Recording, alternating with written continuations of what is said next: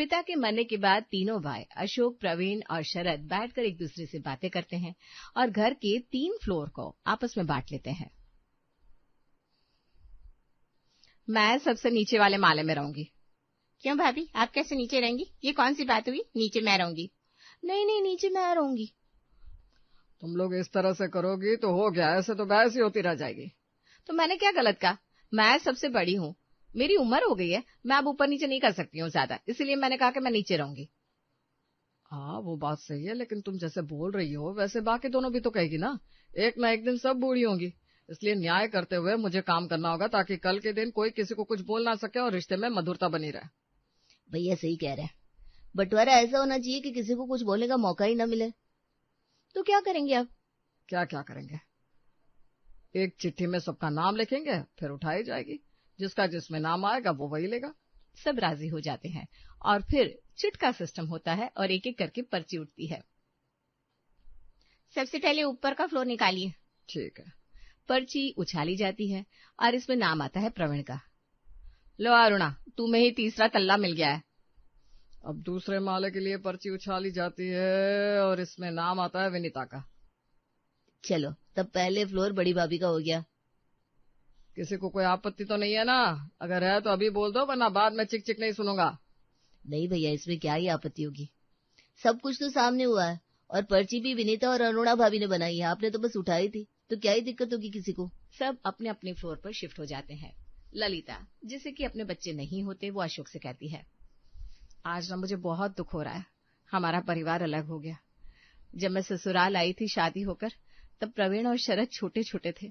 मैंने उन्हें अपने बच्चों की तरह पालकर बड़ा किया और माँ की ममता दी। वही देवर आज अलग रहने के लिए जिद पर उतर आए। बिना परिवार के तो मेरा मन ही नहीं लगेगा। अरे भाग्यवान, क्यों फिक्र करती हो? वक्त के साथ सबको खुद ही समझ में आ जाएगा उन्होंने क्या किया है। वैसे तुम्हारी देवरानी की कोई गलती नहीं है। आजकल की लड़कियां ही ऐसी होती है जो साथ में रहना नहीं चाहती। वो लोग भी क्या करे बेचारे, अपनी अपनी पत्नियों से परेशान होकर ये फैसला किया है उन्होंने। सही कहा आपने, वक्त अच्छे अच्छों को सबक सिखा देता है तो ये क्या है। दिन बीतने लगते हैं। अब तीनों भाई बिजनेस के साथ खाना भी अलग अलग बनाने लगते हैं। एक रोज विनीता शरद से कहती है, कल अपने बेटे का बर्थडे है, हम भी पार्टी करेंगे कल। मैं अपने मायके वाले और अपने दोस्तों को इनवाइट कर रही हूँ, आप खाने का और डेकोरेशन का इंतजाम देख लेना। ठीक है, भैया भाभी को भी बोल देना, सुबह से सब यहीं खाना पीना करेंगे। दिमाग तो ठीक है ना? अभी तक मैं उन लोगों का ही तो कर रही थी, उन लोगों को बुलाने की कोई जरूरत नहीं है, समझे? उनकी आंख लगती है। ये क्या बोल रही हो? इतने दिन हम साथ रहते थे, कुछ हुआ है क्या? मैं बोल देती हूँ, तुम्हारे भाई भाभी नहीं आने चाहिए, वरना मैं ये घर छोड़कर चली जाऊंगी। फिर आना तुम अपने भाई भाभी के साथ। खुद तो भांजे मेरे बच्चे के सुख देखकर जल जाएगी, मुझे तो डर है कहीं मेरे बच्चे को कुछ कर ना दे। तुम्हें नहीं बुलाना तो मत बुलाओ, लेकिन ये उल्टा सीधा कुछ भी मत बोलो, जो मुंह में आता है बक देती हो। शरद वहां से चला जाता है और बर्थडे की तैयारी में लग जाता है। उधर विनीता अपनी सहेलियों को इनवाइट करती है और अपने मायके में फोन करके अपनी माँ से कहती है, माँ कल तुम्हारे नाती का जन्मदिन है, तो तुम आज रात को ही आ जाओ, कल सुबह से ही खाने का महाराज लग जाएगा और भाई भाभी बच्चे सबको आना है, बोल देती हूँ मैं। हाँ बेटा, आ जाएंगे हम। उधर ललिता को साहिल का बर्थडे याद रहता है और वो अशोक से कहती है, कल अपने साहिल का जन्मदिन है, उसके लिए कपड़े खरीदने हैं मुझे। हाँ चलो चलते हैं, मानना पड़ेगा तुम्हें, सबका जन्मदिन याद रहता है। तो माँ को तो अपने बच्चों का जन्मदिन याद ही रहता है। ललिता अशोक के साथ बाजार जाकर साहिल के लिए कपड़ा खरीदती है और कहती है, इतना खुश होगा अपना बच्चा कल जब मैं उसे ये कपड़ा दूंगी। अगले दिन सुबह अशोक देखता है कि दरवाजा सज रहा है और महाराज शरद के फ्लोर पर जा रहे हैं। शरद कुछ करवा रहा है लगता है, लेकिन कुछ कहा नहीं उसने। अशोक शरद को फोन लगाता है। शरद, कुछ करवा रहे हो क्या? आदमी सब ऊपर चढ़ रहे हैं। हाँ भैया, वो साहिल का बर्थडे मना रहे आज। अच्छा। अशोक सब समझ जाता है लेकिन कुछ नहीं कहता। इधर ललिता पूरे दिन साहिल का इंतजार करती रहती है, लेकिन वो नीचे नहीं आता। ललिता की बेचैनी देखकर अशोक उससे कहता है, अब पहले की तरह कुछ मत सोचो, साहिल के जन्मदिन की पार्टी है आज, उसके ननिहाल वाले आ गए सब, वो नीचे नहीं आएगा। पार्टी की तैयारी हो रही है, इसका मतलब हमें नहीं बुलाया? चलो अच्छा है, यही देखना बाकी था। रहने दो, सोचो मत इतना, चलो हम मंदिर चलते हैं। अशोक ललिता से कुछ नहीं कहता, लेकिन उसका मन भी छोटा हो जाता है। ललिता को ज्यादा तकलीफ ना हो, इसलिए वो ललिता से कहता है, चलो तुम तैयार हो जाओ, यहाँ बगल में 20 किलोमीटर की दूरी पर एक मंदिर बना है, बहुत सुंदर है, सुना है, चलो वहां चलते हैं। अशोक और ललिता तैयार होकर वहां से निकल जाते हैं। इधर विनीता पार्टी धूमधाम से करती है। अरुणा और प्रवीण अपने फ्लोर में रहते हैं और वो लोग भी पार्टी में नहीं जाते। चलो अच्छा किया विनीता ने हमें ना बुलाकर, हम भी अपनी बेटी की शादी में उसे नहीं बुलाएंगे। दिन इसी तरह बीतने लगते हैं। अब तीनों भाई का परिवार अपने अपने में रहता है। एक ही घर में रहकर किसी को ये भी नहीं पता चलता कि किसके घर में क्या हो रहा है। एक रोज अशोक की बहन पूनम का फोन उसे आता है, भैया बहुत दिनों से सबसे मिलने का मन हो रहा है। अरे पगली तो आ जाना, मैं भी आने को सोच रही थी, देखती हूँ परसों की टिकट लेकर आ जाती हूँ। ठीक है आ जा। बाकी सब ठीक है ना? बच्चों की शादी का क्या सोचा है? अब करूंगी, लड़का देख रही हूँ, जैसे अच्छा लड़का मिल जाएगा बेटी की शादी कर दूंगी। मैं भी लड़का देखता हूँ, कोई अच्छा मिलेगा तो बोलता हूँ तुम्हें। 2 दिन बाद पूनम आती है और अशोक के फ्लोर में रुकती है, खाती है, पीती है, फिर आराम करने चली जाती है। सोकर जैसे ही पूनम उठती है, ललिता उससे कहती है, दीदी रात के लिए क्या बना लूं? भाभी मैं अरुणा भाभी और विनीता भाभी के पास जा रही हूँ, तो उन्हीं के पास खाऊंगी रात का खाना। आप कितना करोगी? वैसे भी जब से मैं आई हूँ आप एक पैर पर खड़ी हो। अरे ऐसा कुछ नहीं है, आप चाय पीकर जाना, मैंने चढ़ा दी है। ठीक है, अब चढ़ा दी है तो पी लेती हूँ। बाबूजी के जाने के बाद इतने दिनों में आज पहली बार आई हूँ, लेकिन ललिता भाभी को देखकर बहुत अच्छा लगा। ये अच्छा लगा कि मेरा मायका आज भी वही है। पूनम, मैं और तेरी भाभी हमेशा ऐसे ही रहेंगे, तो जब भी आएगी, लेकिन बाकियों की कोई गारंटी नहीं है। पूनम को थोड़ा अजीब लगता है कि अशोक कैसी बातें कर रहा है, लेकिन फिर वो ध्यान नहीं देती और दोनों के साथ चाय पीकर विनीता के फ्लोर पर चली जाती है। अरे शरद कैसा है तू? अरे पूनम दीदी कब आई, आप बताया भी नहीं। मैंने अशोक भैया को बताया था, अब क्या अलग अलग बताना होगा मुझे एक ही घर में? अरे नहीं नहीं दीदी, आओ ना बैठो। पूनम बैठती है, इतने में ही विनीता तैयार होकर आती है और शरद से कहती है, अरे अब क्या बैठ गए, चलना नहीं है क्या? अरे रुको ना, थोड़ी देर बाद चलेंगे, दीदी के लिए पहले चाय बनाओ। दीदी कहीं और पी लेगी, मुझे देर हो रही है, चलते हो कि नहीं चलते हो? विनीता पूनम से राम रामी तक नहीं करती। उसका ये व्यवहार देखकर पूनम उठ जाती है और शरद से कहती है, शरद तुम जाओ, भाभी को लगता है बहुत जल्दी है, मैं चलती हूँ। अरे दीदी। विनीता निकल जाती है और प्रवीण के फ्लोर पर चली जाती है। पूनम को देखकर अरुणा उसके पैर छूती है और प्रवीण उसके गले लगता है। अच्छा हुआ दीदी आई। हाँ, मेरा बहुत दिनों से मन हो रहा था तुम सबसे एक बार मिलाओ। अरे बहुत अच्छा किया। मैं चाय नाश्ता लेकर आती हूँ, आप दोनों बात करो। यहाँ आकर पूनम को थोड़ी शांति मिलती है। दीदी खाना यही खाना है तुम्हें, हम लोग कल घूमने चलेंगे। अच्छा ठीक है। अरुणा प्रवीण को आवाज देकर रसोई में बुलाती है। पूनम भी प्रवीण के पीछे जाती है और उन दोनों की सारी बातें सुन लेती है। तुम्हारा दिमाग तो ठीक है, खाने के लिए क्यों रोक लिया दीदी को? खाना अब तुम ही बनाना, अब वो यहीं बस जाएगी। तुम ही एक भाई हो क्या? और तो भाई भी तो है, चाय पिला रही थी ना मैं। अरे कैसी बात कर रही हो? और अभी तुम्हें बोलना था, दीदी सुन लेगी तो कैसा लगेगा उन्हें? मुझे उससे कोई मतलब नहीं है। पूनम की आंख भर आती है और वो बिना कुछ कहे वहां से अशोक के फ्लोर में जाकर चुप सी बैठ जाती है। पूनम को उदास देखकर अशोक उससे कहता है, क्या हुआ पूनम, ऐसे शांत सी क्यों बैठी है? बगल वाले हलवाई की कचौड़ी खानी है क्या? हाँ हाँ ले आओ, दीदी को शौक रहता है। दीदी मैं रात के खाने में आपके पसंद के सूजी के चीले तैयार कर रही हूँ। आप कुछ बोल क्यों नहीं रही है? इतना कहकर ललिता पूनम को हाथ लगाती है तो उसकी आंखें भर आती है। अरे क्या हुआ मेरी गुड़िया को? भैया सब कुछ बदल गया है। अरे दीदी हम तो वही है ना, आप यहीं रहोगे हमारे पास। अशोक और ललिता सब समझ जाते हैं और उनका भी मन भर आता है। पूनम हफ्ते भर अशोक के तल्ले में ही रहती है और फिर चली जाती है। दिन इसी तरह बीतने लगते हैं। एक ही घर में रहकर तीनों भाई अजनबी हो जाते हैं और एक रोज अचानक ललिता को टीवी देखते देखते हार्ट अटैक आ जाता है। ललिता को देखकर अशोक जोर से चिल्लाता है और अपने भाइयों को आवाज देता है, लेकिन दोनों में से कोई भी निकलकर बाहर नहीं आता। भगवान मैं तुम्हें कुछ नहीं होने दूंगा। अशोक ललिता को अस्पताल ले जाता है और उसका इलाज शुरू होता है। हफ्ते भर तक ललिता भर्ती रहती है अस्पताल में, लेकिन प्रवीण और शरद के घर से कोई उसे देखने तक नहीं जाता। अशोक का दोस्त उसे कहता है, यार तू चिंता मत कर, भाभी ठीक हो जाएगी। मेरे यहाँ एक काम वाली आती है, मैं उसे तेरे यहाँ भेज दूंगा, वो घर का सारा काम कर देगी। भाभी को आराम की जरूरत है और किसी चीज की जरूरत होगी तो हमें ना।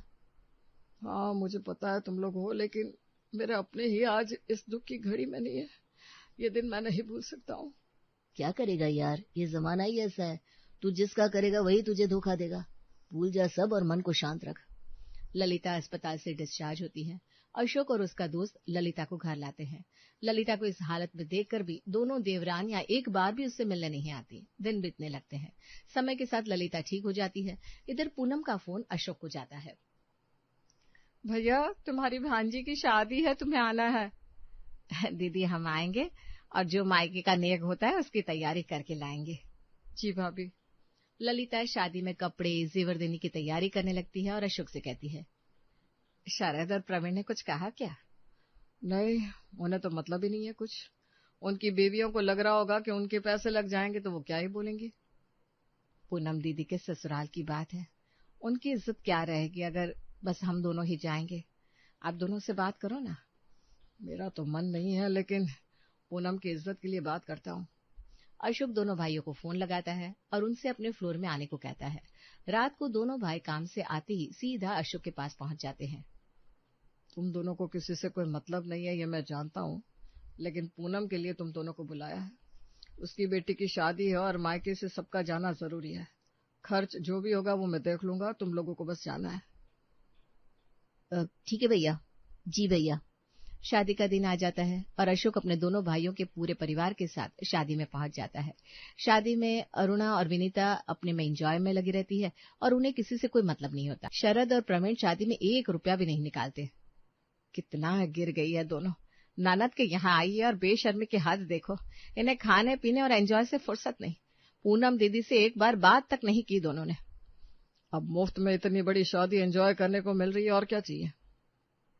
शादी में एंजॉय करके सब वापस चले जाते हैं। दिन बीतने लगते हैं और अरुणा की बेटी ईशा का रिश्ता पक्का हो जाता है। सगाई मैं ऐसी करूंगी कि लोग देखते रह जाएंगे।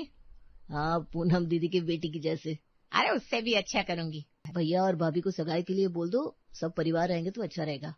ज्यादा दिमाग मत लगाओ। शादी होने से पहले ही तुड़वा दोगे क्या? घर वालों की नजर लगती है। बोल देती हूँ, किसी को कुछ कहा तो देख लेना। अरे ठीक है भाई, नहीं कहूंगा, जो करना है करो। सगाई का दिन आ जाता है। अशोक और शरद को छोड़कर पूरे मोहल्ले को ईशा की सगाई के बारे में पता होता है। सगाई की तैयारी बहुत जबरदस्त होती है। मोहल्ले, दोस्त और बाकी रिश्तेदारों के साथ सगाई हो जाती है। सगाई की तारीफ करते लोग नहीं थकते। अगले दिन अशोक का पड़ोसी उससे कहता है, भैया कल आप और भाभी नजर नहीं आया, लेकिन सगाई की तो पूछो मत, क्या किया था प्रवीण ने। शादी तो और भी अच्छी होगी। अच्छा हुआ मैं चला गया, नहीं तो मिस कर देता। हाँ हाँ। अशोक वहां से निकल जाता है। क्या? मैं आ रहा हूँ अभी। शरद और विनीता रोते हुए भागते हैं और अपने फ्लोर से उतरते हुए अशोक के पास जाकर कहते हैं, भैया साहिल का एक्सीडेंट हो गया है। क्या बात कर रहा है? चल चल, बाकी बातें बाद में करेंगे। अशोक और ललिता उसी हालत में उनके साथ घर से निकल पड़ते हैं। विनीता का तो रो रो कर बुरा हाल रहता है। इधर अशोक शरद को संभालता है। शरद हिम्मत रख, इस वक्त तेरा मजबूत होना जरूरी है, अपना बच्चा ठीक हो जाएगा। पूरा दिन बीत जाता है। ललिता घर जाकर सबके लिए खाना बनाकर अस्पताल लेकर आती है और शरद और विनीता से कहती है, तुम दोनों ने सुबह से कुछ नहीं खाया है, खाना खा लो वरना तुम्हारी तबीयत खराब हो जाएगी। इतने में डॉक्टर आकर कहते हैं, ऑपरेशन सक्सेसफुल हुआ है, 4-5 घंटों में होश आ जाएगा बच्चे को, अब चिंता की बात नहीं है। ले, अब तो ठीक है ना, ऑपरेशन सक्सेसफुल हो गया, अब तुम दोनों खाना खाओ। ललिता रोज शरद और विनीता का खाना बनाकर अस्पताल लेकर जाती है। हफ्ते भर के बाद साहिल को डिस्चार्ज मिल जाता है और उसे घर लेकर आते हैं। भैया साहिल ऊपर कैसे जा सकेगा? क्या आपके फ्लोर में उसे रहने देंगे? अरे कैसी बात कर रहा है, मेरा नहीं है, हम सबका फ्लोर रह गया और साहिल मेरा बच्चा भी है। जितने दिन रहना है तुम सब यहीं रहो। शरद फूट फूट कर रोने लगता है और अशोक के गले लग जाता है। साहिल, विनीता और शरद अब अशोक के फ्लोर में आ जाते हैं। इतने में प्रवीण भागता हुआ आता है और कहता है, भैया ईशा मेरे मुंह पर कालिक पोत कर भागी है, मैं किसी को मुंह दिखाने लायक नहीं रहा। महीने भर शादी है, क्या कहेंगे हम लड़के वाले को। तुम लोग चिंता मत करो, हम देखते हैं, ईशा मिल जाएगी। अशोक दोनों भाइयों के साथ ईशा को ढूंढने निकल जाता है और ईशा स्टेशन पर मिल जाती है। बेटा तू घर से भागी क्यों? बड़े पापा जी वो लड़का मुझे पसंद नहीं है, मैं किसी और से प्यार करती हूँ। ठीक है, तू जिससे कहेगी उससे ही तेरी शादी करवा देंगे, लेकिन अब घर चल। ईशा को लेकर अशोक अपने फ्लोर में आ जाता है और देखता है तीनों देवरानी जेठानी एक साथ खाना बना रही है। अशोक को ये देखकर बहुत अच्छा लगता है। ईशा को घर में देखकर अरुणा उससे गले लगा लेती है। मुझे आपसे कोई बात नहीं करनी, मैं बड़े पापा के पास ही रहूंगी। ईशा ललिता के गले लग जाती है। तीनों भाई का परिवार अब अशोक के फ्लोर पर ही रहता है। अशोक अगले दिन उस लड़के के परिवार को बुलवाता है जिससे ईशा प्यार करती है और उससे ईशा का रिश्ता तय कर देता है, और जिससे सगाई हुई होती है उससे रिश्ता तोड़ देता है। अब तीनों मिलकर साहिल की देखभाल करते हैं और साथ ही ईशा की शादी की तैयारी भी। अब घर घर लग रहा है। शादी के 15 दिन पहले पूनम आ जाती है और दोपहर के खाने में सब साथ में खाने पर बैठते हैं। तब पूनम कहती है, अब जाकर पूरा हुआ हमारा 3 फ्लोर का गरम लंच बॉक्स। मतलब अभी तक लंच बॉक्स अधूरा था। लंच बन रहे थे तीनों माले पे जरूर, लेकिन अलग अलग। आज तीनों माले का लंच एक साथ बनाया और मजा आ रहा है खाने में, क्योंकि सब साथ में है। सब साथ में है तभी तो सुकून मिल रहा है। विनीता और अरुणा अपनी हरकतों पर शर्मिंदा होती है और ईशा की बड़े धूमधाम से शादी हो जाती है। अब तीनों भाई एक साथ ही एक फ्लोर पर रहने लगते हैं और खाना एक जगह एक साथ ही बनने लगता है।